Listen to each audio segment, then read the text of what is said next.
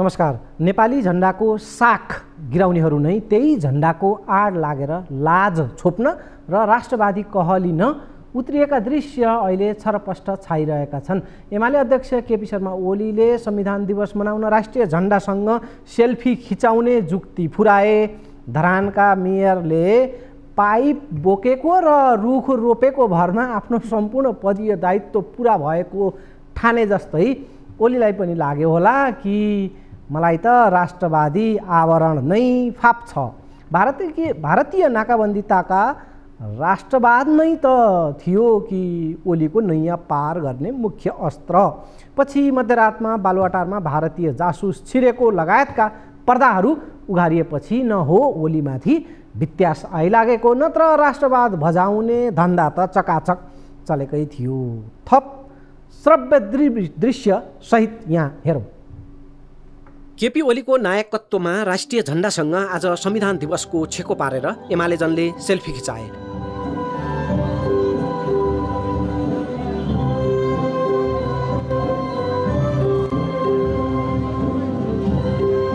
उता टुडीखेलमा झण्डाले मञ्च सजाएर राष्ट्रपतिसहित बडेमानका नेता र उच्च पदासीनहरूले साई ठाँटमा संविधान दिवस सेलिब्रेट गरे। हो, साई ठाँटमा दौरा सेट, टोपी र सारी चोलीमा आफ्नो आङ सजाउने र राष्ट्रिय झण्डाले सजिएको मञ्चमा गमक्क परेर बस्ने पात्रहरू फेरिएका छन्। अचम्म हेर्नुहोस् है, काठमाडौँको टुडीखेलमा गणतन्त्र पछिका यस्ता कर्मकाण्डी दिवसहरूमा सर्वसाधारणहरूलाई अझै पनि प्रवेश निषेध छ।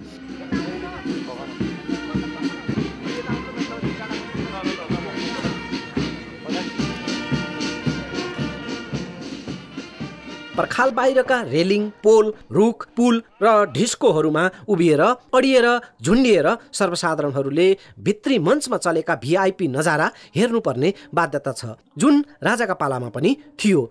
नवराजाहरूले पनि आम जनलाई निषेधको उही परम्परा र संस्कार धानिरहेका छन्। देश र जनता उस्तै मैला दैला जहीँको तहीँ र कथित तौरमा मात्रै फेरिएको यो व्यवस्थाको नाम हो गणतन्त्र। संविधान दिवस विशेष मञ्च प्रदेश र जिल्लाहरूमा पनि धनजन लगाएर व्यापक सजाइयो। देशमा मात्रै होइन, विदेशमा पनि सजाइयो। तर विश्व मञ्चमा हाम्रो देश र झण्डाको साख गिराउने को हुन्? नेपाली युवालाई रुवाउँदै विदेश धकेल्ने को हुन्? संविधानको हुर्मत काट्ने को हुन्? यसको उत्तर त्यही मञ्चमा भेटिन्छ। हो, झण्डामा घेरिने उनी बडेमानहरू हुन् यो देश बर्बादीका नयाँ खलनायकहरू। संविधान सभाबाट पारित एवं संविधान सभाका सम्मानित अध्यक्षद्वारा प्रमाणित भई प्रस्तुत नेपालको संविधान आज मिति 2072 साल असोज 3 गतेदेखि प्रारम्भ भएको नेपाली जनता समक्ष घोषणा गर्दछु।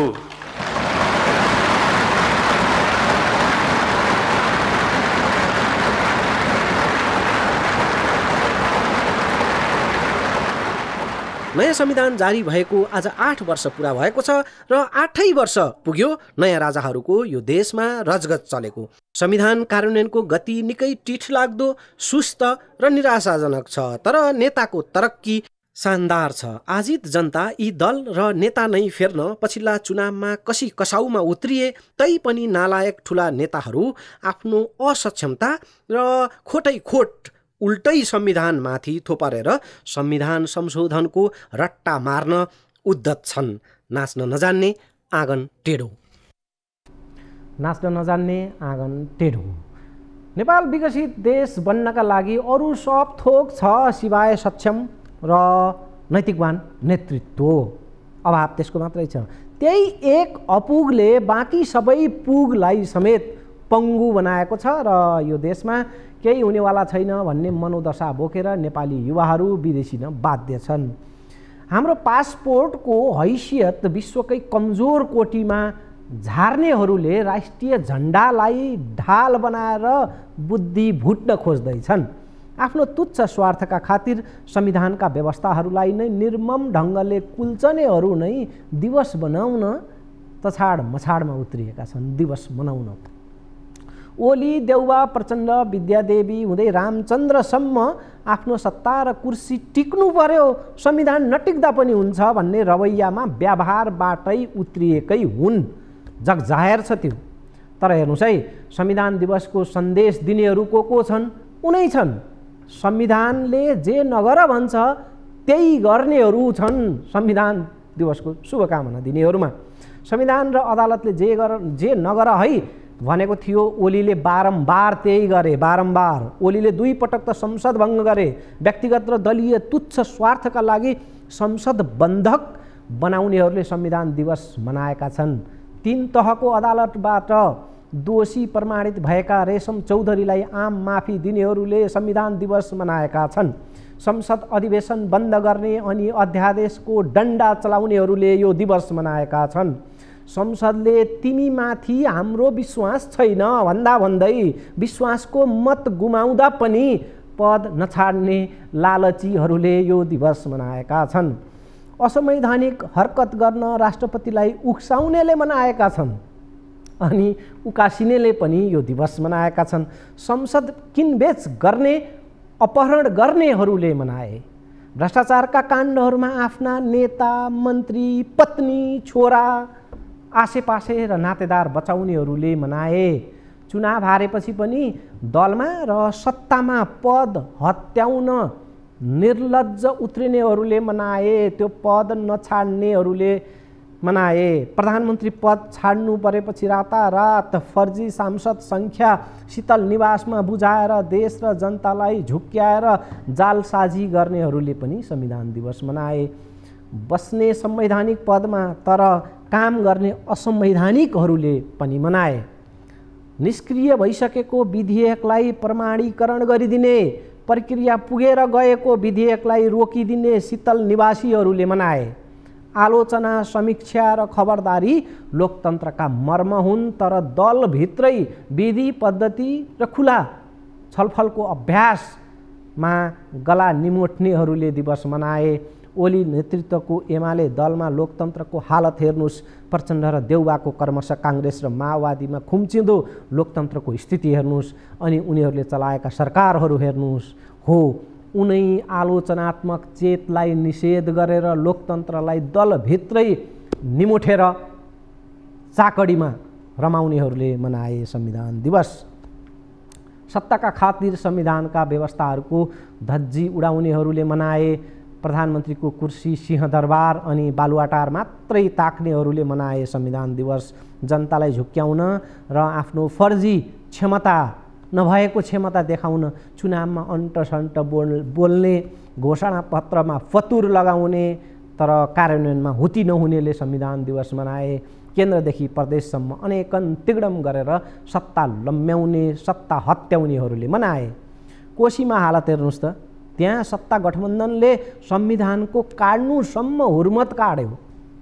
पछि अदालतले त्रुटि सच्याइदियो एक तहमा। त्यसपछि पनि उही कुकर्म गर्नेहरूले नै अहिले बान्की मिलाएर संविधान दिवसको शुभकामना ठेलेर उनैले दिवस मनाएका छन्।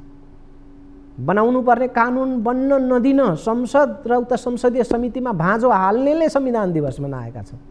अदालतमा मुद्दा फर्च्यौट गर्नभन्दा मुद्दा पन्छाउन र सेटिङमा न्यायालय चलाउन माहिरहरूले मनाए। भ्रष्टाचारका मुख्य नायिकेलाई उन्मुक्ति दिने तर निर्दोषलाई समेत धरपकड र उठीबास लगाउनेले दिवस मनाए। ठुलालाई चैन, सानालाई ऐनको बन्दोबस्त गर्नेहरूले मनाए। नियमित संसदीय अभ्यास रोक्ने, संसदीय समितिलाई निकममा बनाउनेहरूले पनि संविधान दिवस मनाए। सत्ता बाहिर हुँदा संविधान दिवसलाई कालो दिन भन्दै मधेसमा शोक मनाउनेहरूले सत्ता पाएपछि बल्ल यो दिवस मनाए। संविधान मानेर चुनाव लड्ने तर लाभ नपाएपछि संविधान च्यात्नेहरूले पनि सत्ता गठबन्धनमा रहेको नाताले यो दिवस मनाए। दर्शकवृन्द, विश्वव्यापी के बुझाइ छ भने खराब संविधान पनि असलका हातमा परेपछि त्यसले काम दिन्छ, तर असल संविधान पनि खराबका हातमा परेपछि खेल तमाम खत्तम। त्यही हालत छ नेपालमा। संविधान लेख्ने नेतादेखि बचाउने स्वयं अदालतसम्म संविधानका मर्महरू चिथोर्न उद्धत भएपछि त्यो कागजी थुप्रोले गरोस् के? संविधानमा खोट देखाउनु बेकार छ। खासमा खोट त नेताको नियत र क्षमतामा छ।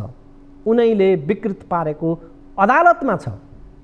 संविधानका व्यवस्था समयानुकूल फेरिएका छन्, तर नेताको नियत फेरिएन र संविधान बेकामे सरह बनेको छ। संविधान बनेकै 8 वर्ष बित्यो।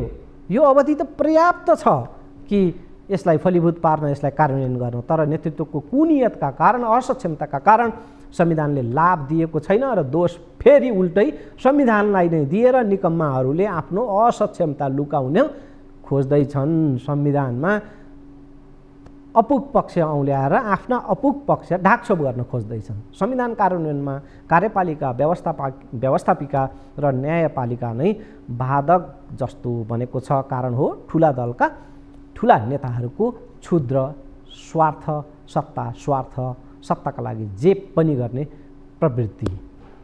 जनताको आक्रोश राजनीतिज्ञमाथि मात्रै होइन, व्यवस्थातिर पनि सोझिन थालेको छ पछिल्ला दिन क्रमशः। आम जनताले संविधानको विकल्प यद्यपि अझै खोजेका छैनन्, दल र नेताहरूको विकल्प खोजेका छन् बरु जनताले।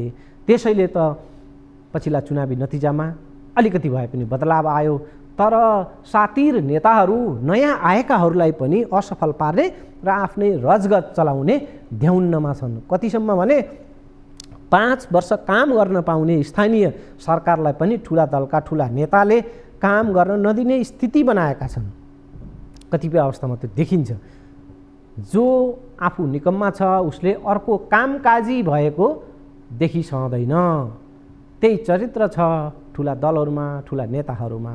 र दर्शकवृन्द, प्रधानमन्त्री प्रचण्डले संविधान कार्यान्वयन मार्फत जनताको जीवनस्तरमा आमूल परिवर्तन गर्ने अभियानमा आफू रहेको बताएका छन्। पत्याउनु नपत्याउनु यहाँहरूको कुरा भयो। पछिल्लो कालखण्डमा प्रचण्ड स्वयंको र केही माओवादी नेताको जीवनमा आमूल परिवर्तन भएको साँचो हो, तर देश र जनताको हालत झन् खस्किएको पनि अर्को साँचो हो, त्यो यथार्थ हो। पिछडिएको वर्ग, समुदाय, जात जाति, भूगोल र लिङ्गको उकास र विकासको नारा दिने तर आसेपासे पोस्ने प्रवृत्तिबाट प्रचण्ड स्वयं ग्रसित छन्। समानुपातिक समावेशिताको नाराबाट लाभ लिनेहरू पनि छन्, नभएका होइनन्, तर थोर बहुत छन्। तर ती पनि अधिकांश दलीय लिस्नो भर्याङ लगाएरै लाभ लिइरहेका छन्, लाभको पदमा पुगिरहेका छन्। आरक्षणको सुविधा पाउन पनि दल र नेताको पाउ पर्नुपर्छ। विधिले स्वतः काम गर्दैन। शुभकामना सन्देशमा प्रचण्डले सुशासन, समृद्धि र सामाजिक न्याय दिने पनि बताएका छन्, जुन उनले 30 वर्ष यता अलाप्दै आएको उही पुरानै रटान हो। शहीदहरूले देखाएको सत्य र न्यायको मार्गमा हिँड्न र उनीहरूले देखेको सपनालाई साकार पार्न संविधान दिवसको अवसरमा प्रेरणा मिलोस् भन्ने कामना छ प्रचण्डको। त्यो कामना र प्रेरणा उनैलाई मुबारक, उनैलाई लागोस्। दर्शकवृन्द, केही क्षणको व्यावसायिक अन्तरालपछि ओली प्रचण्डको लभ एन्ड हेट अर्थात् प्रेम र विषाद सम्बन्धबारे विशेष एउटा सामग्री छ, त्यो नछुटाउनुहोला। त्यो पक्कै यहाँहरूले घतमान्नु हुनेछ। अनि नेकपा एस छाडेर झलनाथ खनाल, सुभाष नेम्बाङको निर्वाचन क्षेत्र इलाममा उड्दैछन्। के हो यसको यथार्थ, त्यसबारे पनि चर्चा हुनेछ। विश्राम। हजुर, पुनः स्वागत छ। केपी शर्मा ओली र प्रचण्डको सम्बन्ध घाम र बादलको जस्तो छ, लुकामारी चलिरहन्छ। सत्ता स्वार्थकै आधारमा उनीहरूको सम्बन्धमा न्यानो र चिसोपन आउँछ। सत्ता स्वार्थको आधारमा दुई नेताबीच अक्सर वाकयुद्ध चल्छ, किनकि सत्ताको भर्याङ चढ्न बाहेक बाँकी अवधि यी दुईले आपसलाई खुइल्याउनमै ऊर्जा लगाइरहेका हुन्छन्। राजनीतिमा स्थायी शत्रु र मित्र हुन्न भन्ने कहावत ओली प्रचण्डका लागि ठ्याक्कै मेल खान्छ। कुनै पनि बेला ओलीले प्रचण्डसँग र प्रचण्डले ओलीसँग बदला लिने सम्भावना जति छ, त्यति नै यी दुई बीच आपसमा मिल्ने सम्भावना पनि छ। बस आपसी स्वार्थ मिल्नु पर्यो। प्रचण्ड र ओलीको आरोप प्रत्यारोप सुन्दा यिनीहरू सायदै कहिल्यै मिल्लान् जस्तो लाग्दैन। आरोप प्रत्यारोप जे प्रकारले चल्छ, लाग्छ कि यिनीहरू मिल्दैनन्। अनि दुनियाँलाई चकित पार्दै विगतमा यिनीहरू मिलेको जे स्थिति देखियो, त्यो देख्दा त्यो झनै नाटकीय लाग्छ। कुनै पनि बेला यिनीहरू नमिल्लान् भन्न सकिन्न। ओली र प्रचण्ड मिलेर एकै पार्टी बनाउनेदेखि एकै सरकारमा रहनेसम्मको सहकार्य चलेको छ पटक पटक। जबकि ओली माओवादीलाई आतङ्कवादी भन्थे, प्रचण्ड ओलीलाई प्रतिगामी भन्थे। बीचमा मिल्दाको क्षण बाहेक अहिले पनि उनीहरू आपसमा भन्छ नि कुकुर र बिरालो सरहको सम्बन्धमा छन्। ओली र प्रचण्डबीच 2058 सालमा भारतको सिलिगुडीमा पहिलो गुप्त भेट भएको थियो। त्यही सिलिगुडी भेटको दलिल दिँदै ओलीले माओवादीलाई शान्ति प्रक्रियामा ल्याएर झुसिल किराबाट पुतली बनाएको जस लिन्छन् ओलीले। एकपटक प्रचण्डले ओलीमाथि आक्रोश पोख्दै आफूलाई राजा र अरूलाई रैती नठान्न चेतावनी दिएका थिए ओलीलाई। को हुन् केपी ओली? यो देशका ठेकेदार हुन् कि उनी महाराज हुन्? 2-4 सिट बढ्यो, पार्टी अलिकति ठुलो भयो, अध्यक्ष भए भन्दैमा आफू महाराज, अरूलाई रैती जस्तो व्यवहार गर्ने? प्रचण्डले ओलीको नाम काटेरै चर्को आक्रोश पोखेका थिए। त्यो मात्रै होइन, प्रचण्डले विज्ञप्ति नै जारी गरेर ओलीलाई पागलको संज्ञा दिएका थिए। अझ त्यतिले नपुगेर प्रचण्डले खुला मञ्चबाट पनि ओलीको दिमागी सन्तुलन ठिक नभएको बताएका थिए। त्यो तहको तिक्तता थियो। पछि मिलन पनि छ। पहिलो संविधान सभा निर्वाचनमा ओली पराजित भएका थिए। त्यस बखत ओलीले माओवादीले धाँधली गरेर जितेको, मोटाएको होइन यो माओवादी, यो त सुन्निएको हो भनेर प्रतिक्रिया दिएका थिए माओवादी जब ठुलो दल बनेको थियो। अनि उता आफै प्रस्तावक बनेर ओलीलाई प्रचण्डले प्रधानमन्त्री बनाए। अनि उनै ओली विरुद्ध अविश्वासको प्रस्ताव संसदमा दर्ता गराउँदा प्रचण्डले ओलीलाई सङ्घीयता विरोधी भनिदिए। ओली पनि के कम जवाफमा उनले भनिदिए, म राजतन्त्रसँग लडाईँ गरेर जेलमा बस्दै गर्दा कापी कलम बोकेर कुन स्कुलमा पढाउन कुद्दै हुनुहुन्थ्यो? किनकि प्रचण्ड एक बेला शिक्षक थिए। प्रचण्डलाई ओलीको जवाफ चोटिलो थियो।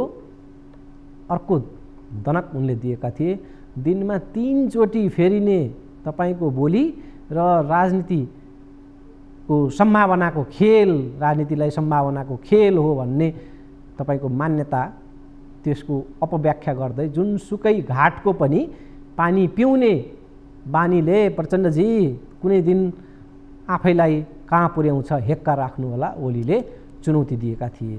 ओलीमाथि एकपटक माओवादीको यङ कम्युनिस्ट लिगले ढुङ्गा प्रहार गरेको घटना थियो। त्यसबारे प्रचण्डले भनेका थिए, त्यहाँ एकजना केपी ओली भन्ने मान्छे पनि रहेछन्, त्यसैले ढुङ्गा प्रहार भयो। उनले ओलीलाई होच्याएर ढुङ्गा खान लायक प्रकारको आशय व्यक्त गरेका थिए।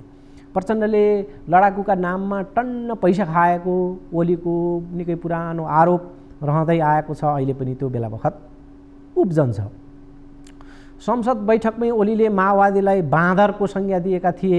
प्रचण्डप्रति ओलीको टिप्पणी थियो, प्रचण्डले आफ्नै सहयोद्धाहरूलाई धोका दिए, आफूलाई त्यो ठाउँमा पुर्याउन जीवन दिने शहीदहरूलाई धोका दिए, मलाई प्रचण्डले धोका दिनु कुनसा ठुलो कुरो भएर ओलीले भनेका थिए।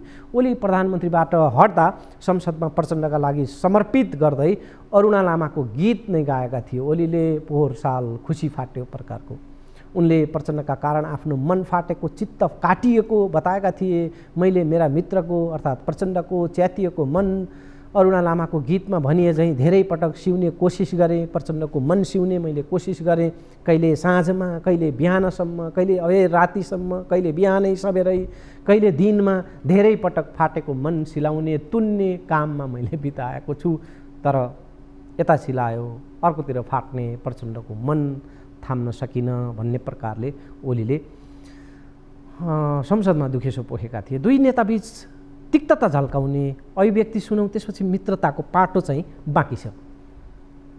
अनि उहाँले चाहिँ बडो चाहिँ उसमा भन्नुहुन्छ, फेरि हाँसी हाँसी भन्नुहुन्छ, मानौ उहाँ त खुसी, उहाँलाई त रमाइलो भए जस्तो क्या। देश बर्बाद भइरहेछ, संविधान बर्बाद भइरहेछ, सङ्घीय लोकतान्त्रिक गणतन्त्र धरापमा परेछ, उहाँ त बडो जितेको विजेता जस्तो। कस्तो मान्छे होला, देशै बर्बाद हुँदाखेरि पनि मुस्कुराइराखे। उहाँहरूले बर्बाद पार्न नपाएकोमा उहाँहरूको चिन्ता मात्रै हो। उहाँले त संविधानै भाँचकुच, सङ्घीय लोकतान्त्रिक गणतन्त्र नै भाँचकुच, राष्ट्र नै भाँचकुच पार्ने छाँटा आयो। कहाँ देख्नुभयो उहाँहरूले केपी ओलीले संविधान च्यात्यो? धुजै पार्यो त्यो पनि भने सुन्यो। तर्क त धेरै गर्न सकिन्छ, तर धेरै तर्कलाई एउटै तथ्यले चाहिँ राम्रैसँग खण्डन गर्न सक्छ पनि भनिन्छ। हामी केपीजीको अहङ्कार र दम्भको अत्याचारको जाँतोमा नपिसिएका हुन्थ्यौँ भने त उहाँले भनेको चाहिँ अलिअलि हो कि भन्न पनि सकिन्थ्यो। नामका वामपन्थी, कामका दक्षिणपन्थी,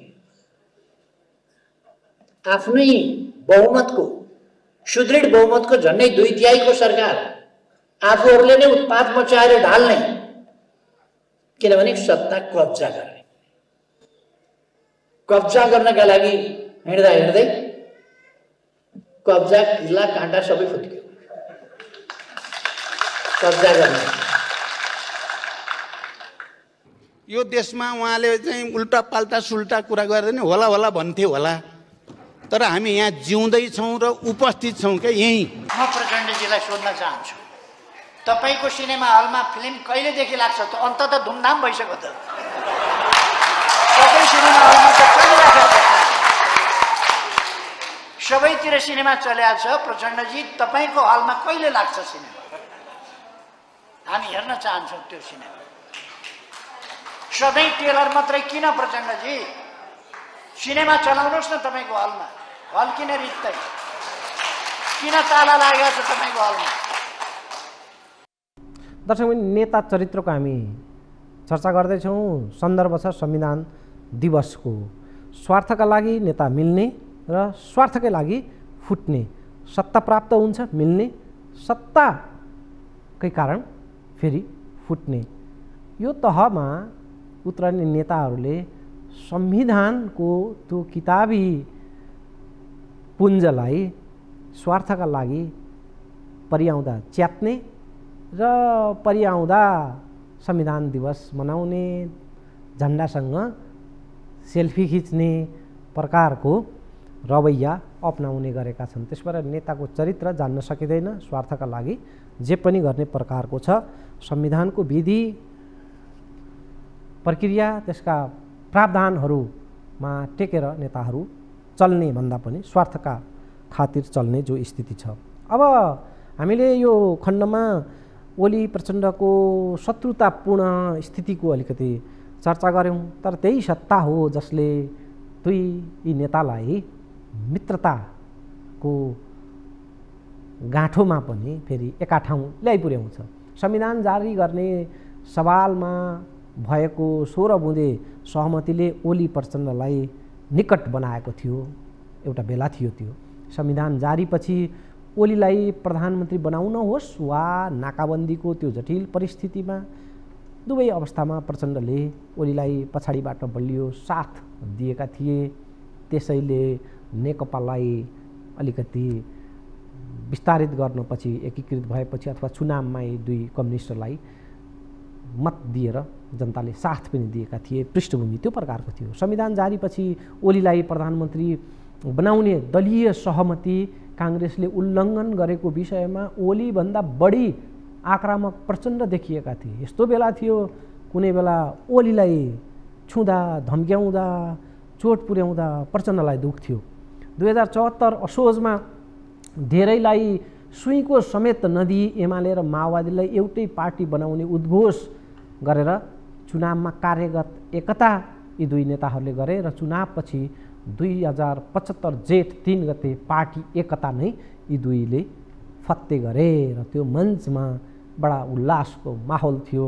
कम्युनिस्ट जो जनमत छ अथवा जे तबका छ त्यसका लागि उत्साह दिने त्यो परिघटना थियो। शत्रुतापूर्ण सम्बन्धलाई घनिष्ठतामा परिणत गरेका दुई नेता बीचको नाटकीय दोस्ती लामो समयसम्म भने टिकेन र आरोप प्रत्यारोपकै क्रममा उनीहरू बीचको सम्बन्ध पनि विच्छेद भयो। नेकपाकालीन त्यो सम्बन्ध जो थियो पार्टी एकीकरणको त्यो टिकेन। त्यसपछि त फेरि ओली र प्रचण्ड बीचको राजनीतिक सम्बन्ध पानी बाराबारकै तहमा पुग्यो। लभ एन्ड हेट को सम्बन्धबाट गुज्रिएका ओली र प्रचण्ड 2079 को चुनावपछि फेरि एकपटक क्षणिक दोस्तीमा गाँसिए। कारण थियो सत्ता लाभ। मिल्दा सत्ता लाभ हुन्छ भने किन नमिल्ने र मिलेकै कारणले कतै सत्तामा दखल पुग्छ भने त्यो मिलन त्याग्न पनि दुई नेताहरू पछि परेका छैनन्। प्रसङ्ग थियो दोस्तीमा फेरि बदलिएको अलिकति चमत्कारिक लाग्ने घटनाक्रम 2079 को चुनावपछि जुन बालकोट गठबन्धन बनेको थियो ओलीका पहलमा धेरैले अपेक्षा नगरेको विषय थियो त्यो। काङ्ग्रेस सहितको गठबन्धनबाट चुनावमा सहभागी भएका थिए प्रचण्डहरू अर्थात् माओवादीहरू। काङ्ग्रेससँगको उतापट्टि गठबन्धन थियो, चुनावी गठबन्धन। पछि चुनावको नतिजापछि बुढा नीलकण्ठबाट धोका पाएपछि बालकोटको शरणमा पुगेर प्रधानमन्त्री त भए प्रचण्ड, तर ओलीसँगको सम्बन्ध भने धेरै टिकेन र प्रचण्ड पुनः बुढा नीलकण्ठतर्फ अर्थात् शेरबहादुर देउवातर्फै काङ्ग्रेसतर्फै ढल्किएपछि बालकोटे तो गठबन्धन चकनाचुर भयो। प्रचण्ड नेतृत्वमा सरकार बनाउने सहमति ओली निवासको बारदलीमा भएको थियो, बालकोट बारदलीमा। त्यसकारणले त्यसलाई बारदली सहमति भनेर चिनियो, तर त्यो लामो टिकेन। 2075 जेठ 3 गते नेकपाभन्दा ओलीले भनेका थिए कतिलाई लाग्ला दुईवटा अध्यक्ष एउटा पार्टीमा भएर यो के नाटक रचेको। जेटमा हुन्छन् नि दुईवटा पाइलट, निकै हाइटबाट जेट उडाउनुपर्छ, त्यसबाट दुईवटा इन्जिन हुन्छ, दुईवटा पाइलट हुनु स्वाभाविक छ भनेर जो माओवादी र एमालेको एकीकृत जुन पार्टी बनेको थियो त्यसमा ओलीले निकै सगर्व त्यो पार्टीका पक्षमा अथवा प्रचण्डलाई आफ्नो पोल्टामा छेउमा पारेर प्रशंसाहरू गरेका थिए। उनी एउटा प्रसन्नता प्रकट गरिरहेका थिए र उनले एउटा पार्टीमा दुई अध्यक्ष आवश्यकताले बनाएको दलिल दिएका थिए। उनले नेकपा पार्टी जेट र आफू र प्रचण्ड पाइलट रहेको बताएका थिए। तर 2077 पुस 5 गते केपी ओलीले प्रतिनिधि सभा विघटन गरेसँगै नेकपाभित्रको विवादले फेरि चर्को रूप लियो र अध्यक्ष प्रचण्ड र माधव नेपाल सहितका नेताहरू ओलीको कदम विरुद्ध संसद भङ्ग भएको त्यो घटना विरुद्ध सडक सङ्घर्षमा उत्रिए। हामी यहाँ छौँ भन्दै प्लेकार्ड बोकेर माइतीघर मण्डलामा मिल्दा आपसमा प्रशंसा गर्न ओली प्रचण्ड उत्रिएका प्रशस्तै दृष्टान्तहरू छन्। संक्षेपमा केही झलकहरू चाहिँ यहाँ हेरौँ। हामी माथि बसेका हुनाले अग्रभागमा बसेका हुनाले प्रचण्डजीले र मैले अब प्रचण्डले नमानेको भए एकता काँडा हुन्थ्यो, एक्लै गरेर हुँदैन थियो। र म एकचोटि फेरि गर्व व्यक्त गर्न चाहन्छु, म पार्टीको अध्यक्षको हैसियतले हिजो दुईटा अध्यक्षको बीचमा छलफल गर्दा भोलि नै एकताको घोषणा गरौँ, जेष्ठ 3 गते नै गरौँ भनेर प्रस्ताव गर्ने गौरव पनि मलाई प्राप्त भएको कुरा म फेरि एकचोटि स्मरण गर्न चाहन्छु। तर आज एकताको विरुद्धमा कोही छैन, सिङ्गै पार्टी, सबै पार्टी एकजुट छ एकताको पक्षमा। किन एकता सफल छ, किन एकता यसरी अगाडि बढ्छ? दर्शकबिन दिवस परेको छ संविधान दिवस र हामी छौँ नेताको चरित्रमा स्याम्पलका रूपमा आज ओली प्रचण्ड सम्बन्धलाई लियौँ। त्यो सम्बन्ध सत्ताका लागि कसरी जोडिन्छ र सम्बन्ध सत्ताकै कारण कसरी विघटित हुन्छ यो उदाहरण हो। र सत्ताका लागि संविधान कसरी च्यातिन्छ र फेरि संविधानको जस लिनका लागि कसरी झन्डा राष्ट्रिय झन्डासँग सेल्फी खिचाइन्छ दिवस विशेषमा हामी यो पेरिफेरीमा। अब अर्को प्रसङ्गमा जाउँ। सुभाष नेमाङको निधनपछि अब इलाम 2 मा हुने उपचुनावमा एमालेको तर्फबाट को उम्मेदवार बन्ला? कतै नेकपा एसका सम्मानित नेता पूर्व प्रधानमन्त्री जो इलामबाट बारम्बार विजयी बनेर इलामको प्रतिनिधि बनेर यता केन्द्रमा आइरहेका छन्, लामो उनी संसदमा सहभागी छन् इलामबाट विजयी बनेर झलनाथ खनाल। के उनी झलनाथ खनाल नेकपा एस पार्टी नै छाडेर एमाले प्रवेश गरेर इलाममा चुनावी टिकटका लागि खडा हुने सम्भावना छ? यो चर्चा अहिले झलनाथ खनालको इलाममा उठ्ने चर्चा अहिले व्यापक बनिरहेको छ। झलनाथ खनाल पछिल्लो समय माधव नेपालसँग असन्तुष्ट छन्। त्यसमाथि इलामबाट निर्वाचित हुने उनको धोको मङ्सिर 4 को चुनावमा पुरा भएको थिएन र अहिले त्यो धोको पुरा गर्ने एउटा अर्को अवसर झलनाथका लागि मिल्न सक्ने देखिँदैछ। तर त्यसका लागि उनले नेकपा यस छाड्नुपर्ने छ र त्यो पार्टीबाट सकेसम्म धेरै नेता कार्यकर्ताहरूलाई एमालेमा ल्याउनु पर्ने छ। त्यसो हुँदा एमाले अध्यक्ष ओली अवश्य झलनाथ खनाललाई टिकट दिन राजी हुनेछन्, किनकि उनलाई कसरी हुन्छ माधव नेपाललाई सखाप पार्नु छ र नेकपा यसका बचे खुचेका नेता कार्यकर्ता पनि फेरि एमालेमा फर्काउनु छ, मूल घरमा फर्काउनु छ ओलीलाई। अर्कोतर्फ झलनाथको तन बुढो भए पनि मन अझै सत्ता र पदका लागि बडा लालायित नै छ। त्यसमाथि नेकपा यसमा रहेर बुढेउली रहर पुरा हुने छाँट झलनाथ खनालले अब देखेका छैनन्। त्यसैले उनी चाँजो पाँजो बन्दोबस्त मिलाएर एमालेमा नजालान् भन्न सकिँदैन। यदि झलनाथ खनाल मार्फत नेकपा यसलाई छिया पारिदिने जो जुक्ति छ त्यो जुक्तिले कथम काम गरेन भने एमालेसँग इलाम उपचुनावका लागि सुभाष नेम्वाङकै पुत्र सुहाङ नेम्वाङ पनि विकल्पमा पछाडि छँदैछन्। स्वाभाविक रूपमा नेम्वाङका छोरालाई इलाम 2 को उम्मेदवारको दावेदार मानिएको छ। मङ्गलबार इलाममा आयोजित एक कार्यक्रममा सुभाष नेम्वाङका कान्छा छोरा सुहाङ पनि मञ्चमा वक्ताका रूपमा प्रस्तुत भए र उनले इलामेली जनताले दिएको हालसम्मको साथ समर्थनका लागि धन्यवाद मात्र दिएनन्, पिताका तर्फबाट पनि उनले धन्यवाद दिए र त्यो धन्यवाद मात्रै थिएन, बुवाको विरासत धान्न आफू राजनीतिमा आउने सङ्केत समेत उनले गरेका छन्। सुहाङको इलाम अभिव्यक्तिसहित झलनाथ खनालको इलामबाट उठ्ने सम्भावना पर्गेलेर सहकर्मी टिभी जर्नलिस्ट सुजन चालिसेले तयार पारेको यो रिपोर्ट हेरौँ। एमाले उपाध्यक्ष तथा संविधान सभा अध्यक्ष स्वर्गीय सुभाष चन्द्र नेवाङको निधन भएको 1 हप्ता बढी भयो। इलाम क्षेत्र नम्बर 2 बाट प्रतिनिधि सभामा निर्वाचित भएका सुभाषको निधनपछि निर्वाचन क्षेत्र खाली भएको छ। उक्त क्षेत्रमा उपनिर्वाचन मार्फत कसलाई पठाउने भन्नेमा राजनीतिक कसरत सुरु भइसकेको छ। स्वाभाविक रूपमा नेम्वाङका छोरालाई इलाम 2 को उम्मेदवारको दावेदार मानिएको छ। तर नेकपा एमाले पूर्व प्रधानमन्त्री तथा नेकपा एकीकृत समाजवादीका सम्मानित नेता झलनाथ खनाललाई उम्मेदवार बनाउने सम्मको कसरत थालेको खुलेको छ। नेकपा एमाले नेम्वाङको स्मृतिमा मंगलबार 7 वटै प्रदेश तथा केन्द्रमा कार्यक्रमको आयोजना गर्यो। मंगलबार नै इलाममा आयोजित कार्यक्रममा सुभाष नेम्वाङका कान्छा छोरा सुहाङ पुगेका थिए। कार्यक्रमलाई सम्बोधन गर्दै इलामेली जनताले दिएको साथ र समर्थनका लागि सुहाङले धन्यवाद मात्र दिएनन्, बाबुको विरासत धान्न राजनीतिमा आउने संकेत समेत गरे। राजनीतिक जिम्मेवारी नहुँदै पनि उहाँको सपना, उहाँले अधुरो गर्नुभएको कार्यहरू, पूरा गर्नुपर्ने कार्यहरूमा सामाजिक र कानुनी हिसाबले कुन हिसाबले अगाडि बढ्न सकिन्छ हजुरहरूसँग हातेमालो गरेर अगाडि बढौँ भनेर म निवेदन गर्न चाहन्छु। जिल्ला विकास जनसेवाको काम म आफ्नो ठाउँबाट गर्नेछु। कसरी के काम गर्न सकिन्छ हजुरहरूबाट एक हिसाबले मलाई सल्लाह सुझाव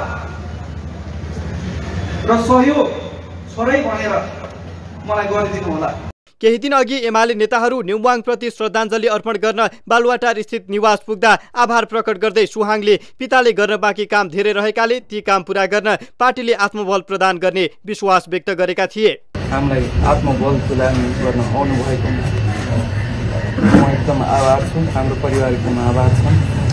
उहाँले गर्नुभएका र अझै गर्नुपर्ने धेरै कामहरूको लागि हजुरहरूले त्यसरी नै आत्मबल प्रदान गरिराख्नु र त्यसलाई सम्पन्न गर्ने हजुरहरूले जुन तरिकाको हामीलाई सपोर्ट र आत्मबल जुन प्रदान गर्नुहुनेछ त्यसको लागि पनि अहिले नै धेरै धेरै धन्यवाद।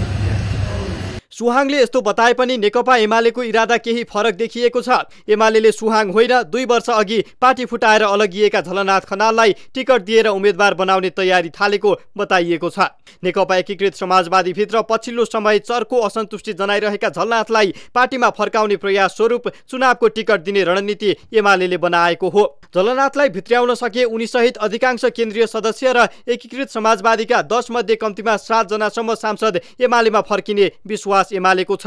पार्टी विभाजनपछि एमाले अध्यक्ष केपी ओलीसँग पानी बाराबारको अवस्थामा रहेका नेता खनाललाई एमालेले मङ्गलबार आयोजना गरेको सुभाष नेवाङको स्मृतिमा सुभाष र संविधान विषयक प्रवचन कार्यक्रममा आमन्त्रण गर्यो। खनालले हार्दिकताका साथ कार्यक्रममा सहभागिता जनाए। पार्टी विभाजनपछि सम्भवतः पहिलो पटक एमाले अध्यक्ष केपी ओलीसँग एउटै मञ्चमा एउटै सोफामा हार्दिकताका साथ बसिरहेको देखिएका थिए। विचलित भइरहेको नेकपा एकीकृत समाजवादीमा चर्को असन्तुष्टि देखिरहेका बेला एमालेले टिकटको प्रलोभन देखाएर सम्मानित नेता खनाललाई नै आकर्षण गर्ने जाल बुनेको छ। सुन्दा अनौठो लागे पनि एमालेको यो कसरत सफल हुने सम्भावना उत्तिकै बलियो देखिएको छ। कांग्रेस र माओवादीसँग गठबन्धन गरेर अगाडि बढिरहेको एकीकृत समाजवादी भित्र झलनाथ खनाल असन्तुष्ट रहँदै आएका छन्। स्थानीय निर्वाचन सङ्घको निर्वाचनमा एकीकृत समाजवादी नराम्ररी पराजित हुँदा खनाल स्वयं प्रतिनिधि सभा निर्वाचनमा नराम्ररी हारेका थिए। त्यसयता कांग्रेससँगको सहकार्य नफापेको बताउँदै झलनाथले बरु एमालेसँगै सहकार्य गर्नुपर्ने आवाज उठाउँदै आएका छन्। पछिल्लो समय नेकपा एकीकृत समाजवादीमा अध्यक्ष नेपालसँग झलनाथको असन्तुष्टि चुलिँदै गएको छ। यसका लागि खनाल नेपालको पछिल्लो शक्ति सङ्घर्षका बारेमा थोरै चर्चा गरौँ। भाद्र 5 देखि 7 गतेसम्म बसेको 6औं केन्द्रीय कमिटी र 17-18 गते बसेको सचिवालय बैठकको निर्णय कार्यान्वयनका लागि गत भदौ 28 गते अध्यक्ष नेपालले अन्तर्पार्टी निर्देशिका जारी गरेका थिए। केन्द्रीय कमिटी र सचिवालय बैठकभन्दा बाहिर गएर अपानी जारी गरेको भन्दै अध्यक्ष नेपालप्रति झलनाथले आगो उखल्दै आएका छन्। अध्यक्ष नेपालले भाद्र 28 गते जारी गरेको अन्तर्पार्टी निर्देशनमा आफू निकट 21 जनालाई केन्द्रीय सदस्यमा मनोनयन गरेका छन्। 6औं केन्द्रीय कमिटी बैठकमा जबजलाई बोकेर जाने माधव नेपालको प्रस्तावप्रति खनालले तीव्र असन्तुष्टि जनाएका थिए। हालको कांग्रेससँगको गठबन्धन सरकारबाट बाहिरिनुपर्ने भन्दै खनाल समूहले अध्यक्ष नेपाललाई रियाक्टी पारेको थियो। एकीकृत समाजवादीले आगामी पुसमा महाधिवेशनको तयारी गरेको छ। महाधिवेशनमा आफै पार्टीमा अल्पमतमा पर्ने देखिएपछि अध्यक्ष नेपाल अहिले तनावमा देखिएका छन्। पार्टीमा आफ्नो शक्ति विस्तारकै लागि भर्खरै पार्टीमा प्रवेश गरेकालाई समेत नेपालले जिम्मेवारीमा तानेका छन्। अनि रासोब्युको अध्यक्षबाट बिदा भए लगत्तै सुदेश पराजुली केन्द्रीय सदस्यमा मनोनित हुँदा उनीसँग बिदा भएका उपाध्यक्ष वसिम आलम मनोनित भएनन्। अध्यक्षले एकलौटी ढङ्गले 21 जना केन्द्रीय सदस्य मनोनित गरेको भन्दै खनाल अझ चिडिएका छन्। यसरी पार्टीमा चर्को अन्तरसङ्घर्षका बेला खनालको एमाले फिर्ता हुने विषय असम्भव नरहेको नेताहरूले बताउने गरेका छन्। खनाल आउँदा उनीसँगै ठूलो समूह एमाले भित्रिने हुँदा इलाममा टिकट दिएरै भए पनि उनलाई फकाउने प्रयास एमाले नेताहरूले थालेका छन्। खनाल राजी भए नेवाङका छोरा सुहाङलाई एमालेले कसरी थम्थम्याउला त्यो भने चासोको विषय हुनेछ। 2056 को निर्वाचनबाट लगातार निर्वाचित हुँदै आएका नेवाङका ठाउँमा सहानुभूतिका लागि पनि उनका छोरालाई इलामेली जनताले पत्याउने आधार भने बाँकी छ। तर इलामबाट एमालेकै उम्मेदवारसँग पराजित भएका खनाललाई जनताले कति पत्याउँछन् वा पत्याउँदैनन् त्यो भने उनी उम्मेदवार बने देखिएला। म बिदा हुन्छु। नमस्कार।